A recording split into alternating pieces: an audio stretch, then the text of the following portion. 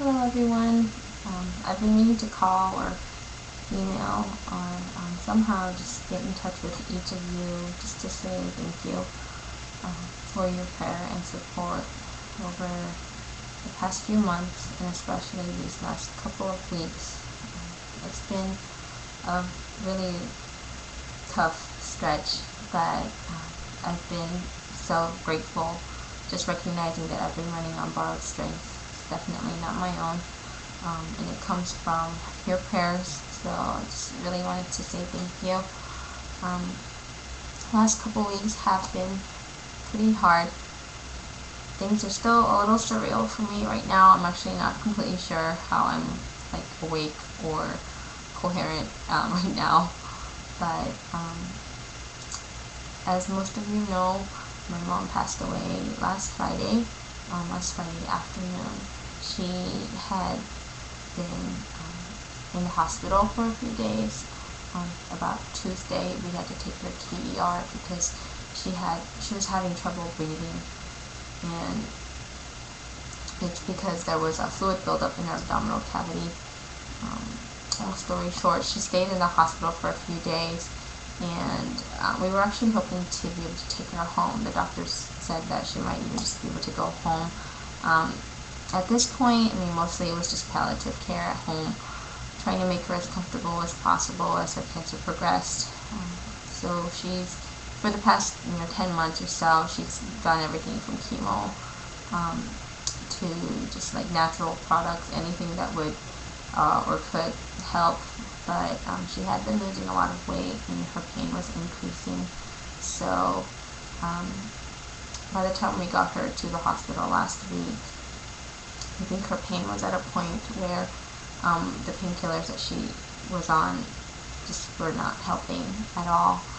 And she actually was sort of okay up to about Thursday or so, and then starting Thursday night, we began to feel that maybe it was time.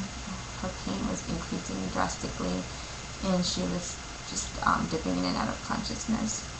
And I think that was the point at which my family, we just started praying for mercy.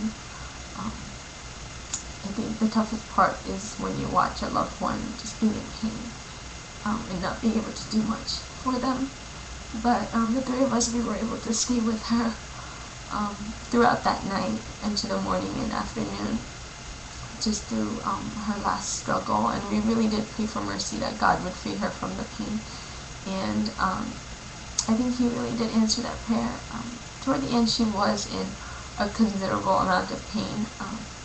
No amount of pain medicine could help her at that point. But we watched her go very peacefully. I think at some point she actually told us she was ready to go.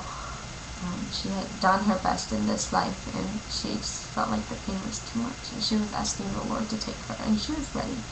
And we did get to say our goodbyes, anything that we needed to say, we needed to do for each other. We were able to just pour out our love into each other. So we were all there with her when she took her last breath.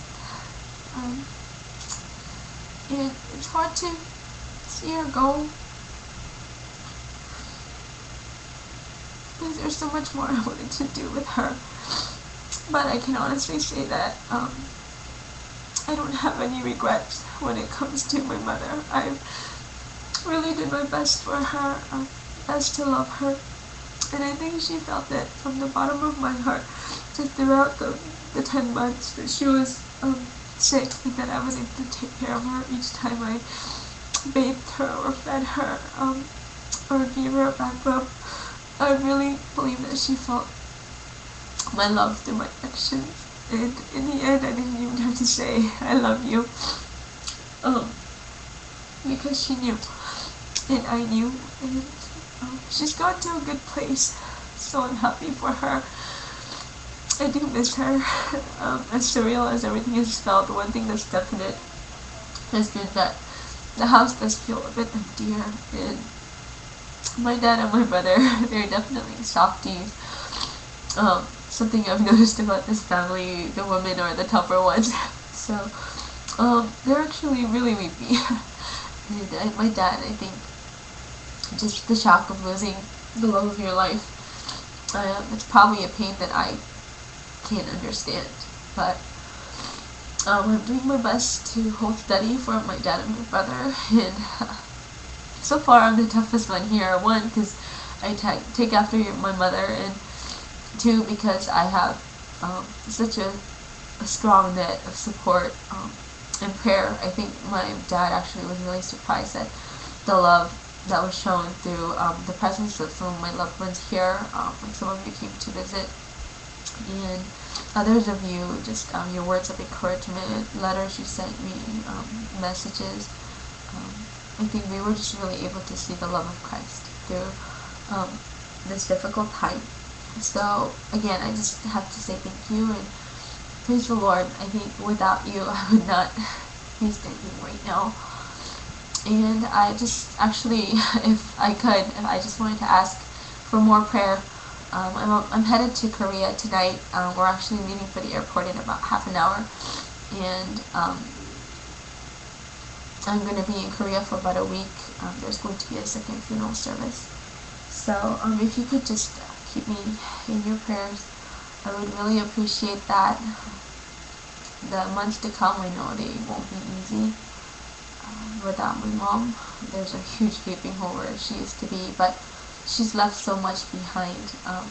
Her love for Christ and just her love for life, the way that she did her best in all that she did, all those things. I hope I've learned those things from her, because I can't think of any better example of a godly woman, of a woman that is just after God's own heart. So I'm really privileged to have been, a part of my mother's life, and I'm really privileged to have friends and loved ones like you guys. So thank you.